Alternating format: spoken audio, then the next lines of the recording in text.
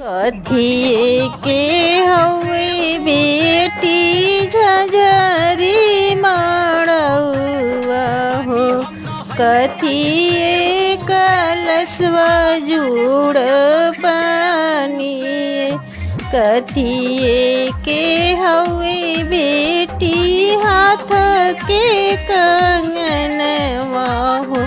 हमारा बान्हेली सुहाग। खरपति के हवे आमा झझरी मड़उआ हो। सोने के कलशवा जुड़ पानी। सोने के कलशवा जुड़ पानी। 5 7 सखी मिली दे